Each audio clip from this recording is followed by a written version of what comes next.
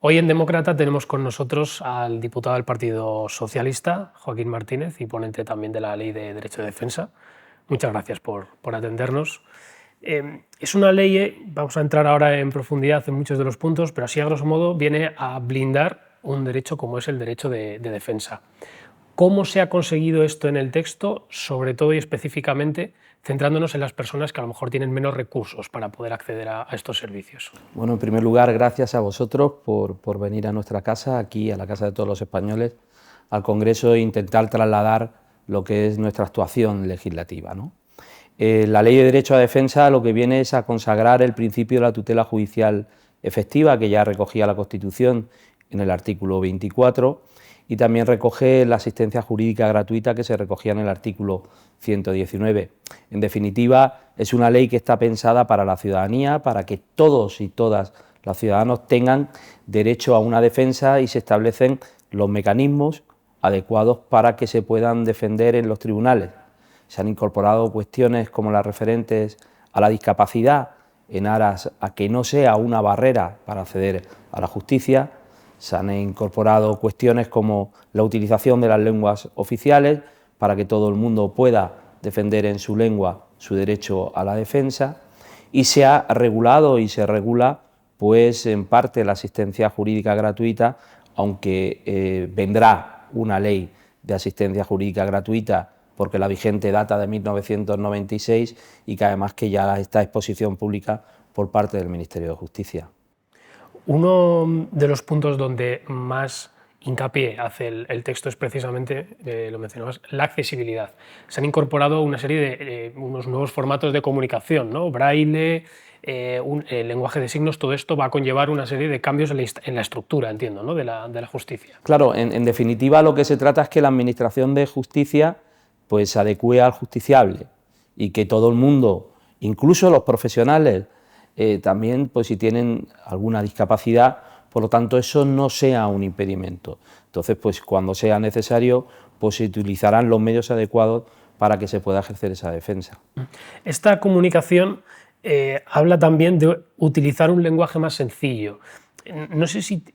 se va a intentar que los jueces y magistrados readapten este lenguaje en sus autos, o si va a ser algo más particular en caso de que se tenga que pedir, se tenga que solicitar por falta de entendimiento. Bueno, lo que se está pidiendo, en definitiva, es verdad que los que somos juristas, al igual como ocurre en otras profesiones, a lo mejor utilizamos términos que no son los propios de la ciudadanía, pero lo que se está recogiendo es el principio, precisamente, de que los garantes de la justicia tienen que adecuar su lenguaje para que puedan ser entendidos. Si una persona no entiende el lenguaje que le hablan, difícilmente puede ejercer su derecho de defensa correctamente, e incluso se recoge también la posibilidad cuando estamos hablando con menores o con personas que, como decíamos antes, tengan alguna discapacidad. Lo que se trata es de adecuar la justicia a la realidad social de este país, a la realidad de nuestra ciudadanía. Se va a profundizar, y ahora hablaremos de ello, en la digitalización en justicia. ¿Cómo se puede evitar que, por ejemplo, los mayores puedan quedar excluidos? Es sortear esta suerte de brecha digital, porque se han incorporado también enmiendas en este sentido. Sí, hombre, se ha recogido sobre todo pensando en los profesionales del derecho, que se puedan tener acceso a esos medios electrónicos.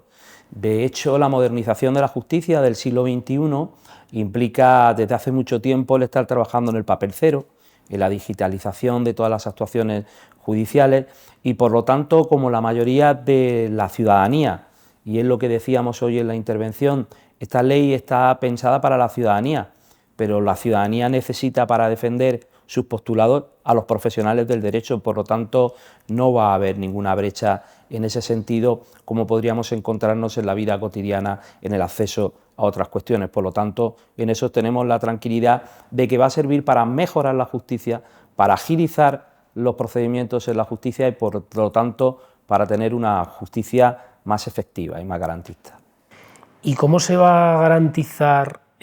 esta información fluida, por ejemplo, con los menores? ¿Va a haber algún tipo de tutelaje, algún caso especial con las situaciones de menores en la justicia? No, los menores al final, la actuación a la hora de defender sus derechos pues según la edad que tengan será a través de sus representantes legales o si tienen cualquier tipo de protección a través de sus protectores. Lo que sí se ha dicho en todo momento que para intentar garantizar que se respetan los derechos de los menores como se recogía en otras leyes, pues es la intervención del Ministerio Fiscal y por lo tanto lo que se trata, ya digo, es un principio de adecuación del lenguaje para que todos y todas puedan entender qué es lo que están ejerciendo y qué es lo que están demandando. Hay un matiz que se introdujo en el articulado y tiene que ver precisamente con las personas con discapacidad. Y es esto de que se matice un poco la presencialidad y no usar tanto la videoconferencia en estos casos. Si no me equivoco, es una enmienda incorporada por Esquerra Republicana. No sé qué opinas al respecto, entiendo que la ves con buenos ojos dado que está dentro del texto, pero si nos puedes comentar un poco. Bueno, en definitiva es un apartado más que lo que intenta es garantizar la accesibilidad precisamente a la justicia en los casos concretos. Al final es una ley generalista que luego tendrá que ser aplicada por parte de los tribunales y en este caso concreto pues establecía esta enmienda, considerábamos que aportaba pues más contenido a la ley, sobre todo ya digo, en la protección del derecho de defensa del justiciable o de la persona que accede a la justicia a ejercitar un derecho y por lo tanto así se incluyó. Se va a requerir de un proceso de digitalización, entiendo. ¿Esta ley lleva incorporada ya esta parte de financiación o vamos a tener que derivarlo en otros, no sé si reales decretos o otras leyes, o porque también este año no tenemos presupuestos? Entonces no sé si esto se tiene ya contemplado. Bueno, estamos trabajando en el Real Decreto 623, que es la ley orgánica que venga de ese Real Decreto que tendrá que venir y habla de temas de digitalización y de modernización de la justicia que se vienen aplicando desde hace mucho tiempo. Aquí en esta ley en concreto lo que se recogen son los principios generales del derecho de defensa, los medios, cómo se pueden relacionar la ciudadanía con la justicia y una de ellas es a través de los medios electrónicos, pero no se necesita memoria al respecto, porque ya digo, lo que es la modernización de la justicia desde el Ministerio y desde el Gobierno de España se ha intentado conseguir fondos europeos y hay una partida muy importante sobre eso y estamos trabajando sobre la reforma de la justicia y que sea una justicia del siglo XXI, ya no solo en esta ley, sino como decía el ministro, es un paquete de leyes que estamos tramitando en el Congreso, como puede ser la ley de eficiencia procesal o la derivada del Real Decreto 623, que son los que van a recoger estas posibilidades y estas reformas en temas digitales, sobre todo. Y hablando de temas digitales, hasta donde mi memoria alcanza y mi conocimiento lo mismo, si no me equivoco es una de las primeras que incorpora o plantea el desembarco de la inteligencia artificial. Se está trabajando además ya en el Gobierno en una ley de inteligencia artificial, pero esto ya plantea este desembarco, ¿no? Bueno, más que plantear el desembarco en sí, plantea los controles que hay que tener frente a la inteligencia artificial y se introduce la posibilidad de que el ciudadano pueda conocer los algoritmos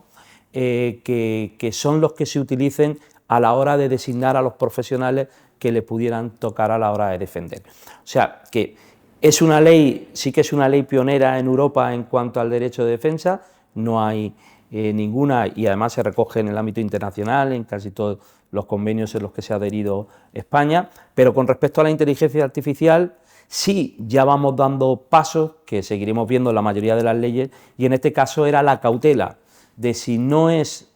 el humano el que decide la asignación de un profesional, sino que es un algoritmo o la inteligencia artificial, que se sepa precisamente cuáles son los criterios que fija ese algoritmo a la hora de hacer esa designación, para también tener una mejor defensa de cara a los tribunales. Sobre todo también para abundar en la transparencia con respecto a la ciudadanía. Este derecho de defensa se hace extensible a las empresas, hay modificaciones en la ley concursal, no sé si nos puedes contar cuáles son o en qué situaciones tiene que estar una empresa para que pueda acceder a este derecho de asistencia jurídica gratuita. Sí, se recoge en dos aspectos, en el ámbito concursal para las microempresas que cumplan unas determinadas características y a las personas físicas, que no se recogía la Ley de Asistencia Jurídica Gratuita del año 96, y se recoge también en el ámbito penal para aquellas empresas que sobre todo estén en insolvencia y que necesitan acceder a un profesional de oficio que le pone el Estado y que por lo tanto puedan tener esa garantía a ese derecho de defensa a través de ese acceso. Seguiremos avanzando en la Ley de Asistencia Jurídica Gratuita, como decía, en el anteproyecto que está a exposición pública por parte del Ministerio, porque la idea es reformar el servicio para tener una mayor calidad y sobre todo actualizar los baremos, porque es una ley que ha quedado obsoleta desde el año 96. Dicho, por lo que estoy entendiendo, dicho de otra manera, no vamos a ver la profundidad que va a tener este gobierno, esta legislatura en la justicia hasta que veamos el paquete completo, ¿no?, de justicia, porque como varias ramificaciones, eficiencia, digitalización. Uno de los últimos puntos que vamos a tocar, ¿cómo va a ser este proceso de adaptación para las lenguas cooficiales en la justicia? ¿Se va a requerir algún tipo de protocolo o cómo va a ser esta implementación? No, la implementación es la que tenemos hoy en día en los tribunales. Cualquier ciudadano que habla una lengua oficial o incluso en este país que habla una lengua de otro país, tiene derecho para poder acceder a la justicia y que se puedan defender sus derechos a la necesidad de intérprete, solicitarlo y que en todo momento tenga que estar garantizado su derecho. Al final, la justicia tiene que ser una justicia efectiva e igualitaria y por lo tanto nosotros tenemos que facilitar como gobierno y como país todos los instrumentos que sean necesarios para que una persona pueda ejercer su derecho a defensa y uno de ellos es la utilización de las lenguas, por supuesto. Y ya por último, se sale un poco de este marco de derecho de defensa, pero se ha aprovechado también esta ley para mejorar las condiciones de los abogados, ¿no?, en conciliación en concreto. Sí, se recoge la posibilidad en conciliación familiar, ya se recoge expresamente que se puedan pedir permisos, se suspendan procedimientos tanto por maternidad como paternidad, o incluso por enfermedades o fallecimientos de personas cercanas, porque es necesario al final conciliar la vida también de los profesionales del derecho que hasta la fecha pues no tenían esas posibilidades, ¿no? Hace poco hubo una reforma importante con respecto a los días que eran hábiles, incluso en Navidad, para intentar conciliar la vida familiar de los letrados y las letradas, de los profesionales de justicia, y aquí hemos querido avanzar e incluso también hemos recogido la posibilidad de que se regule en el futuro también las funciones propias de los profesionales de oficio que nos vienen demandando. Y también hemos tocado en esta ley, hemos dicho en el debate, aunque la verdad que echamos de menos el voto del Partido Popular, que siempre se queda al margen de los avances sociales importantes en este país. Algunas veces recurre las leyes ante el Tribunal Constitucional y la mayoría las vota en contra. No entendemos como una ley como esta, que es la Ley de Derecho a la Defensa, que es reivindicada por el sector de la abogacía, que han intervenido en su redacción un comité de expertos en los cuales formaban parte desde el ilustre abogado Antonio Garrigues hasta el señor Roca Junyent, hacia otros profesionales de la justicia. Se han incorporado la mayoría de las conclusiones del Congreso de Tarragona de la Abogacía, se han incorporado una gran parte de las enmiendas del Partido Popular, pero el Partido Popular sigue votando en contra. Es cierto que a Vox ni está ni se le espera, pero la verdad que nos llama poderosamente la atención que, por ejemplo, reivindicaciones tan importantes hoy en día del mundo de la abogacía, como es la regulación de las costas procesales cuando hay condena en costas, o otras cuestiones, como estábamos diciendo, en asistencia jurídica gratuita, la incorporación de las empresas, o las que estábamos hablando de modernización y adaptación de nuestra justicia a las personas con discapacidad, pues el Partido Popular vote en contra. Esperemos que en lo que queda de tramitación de la ley no cometa el mismo error y tengamos pronto la unanimidad de toda la Cámara para aprobar esta ley. ¿Se espera en lo que queda de tramitación algunos nuevos cambios? La vida siempre está sujeta a cambios, pero creo que la ley sale muy reforzada y muy completa del Congreso. Ya digo, hemos incorporado incluso, creo que son 29 transaccionales, de las cuales creo recordar que el Partido Popular ha votado a 27. La mayoría de las enmiendas que se han presentado por los grupos parlamentarios, con voluntad, las hemos aceptado. Han quedado muy pocas enmiendas a día de hoy para pleno. Por lo tanto, y las que incluso defiende el Partido Popular que quedan, o la mayoría están recogidas ya en la ley con otra redacción, o pertenecen a cuestiones distintas, como puede ser la asistencia jurídica gratuita, que ya tenemos un anteproyecto en exposición pública, o a temas de colegios de profesionales que no afectan a esta ley, sino que estamos viendo en otras leyes. Por lo tanto, no veo ningún impedimento para que las fuerzas políticas puedan seguir colaborando para que avancen esta sociedad y sobre todo en este tema tan importante como es el derecho de defensa. Joaquín Martínez, diputado del Partido Socialista y ponente de la Ley de Derecho de Defensa. Muchas gracias. Muchísimas gracias a vosotros.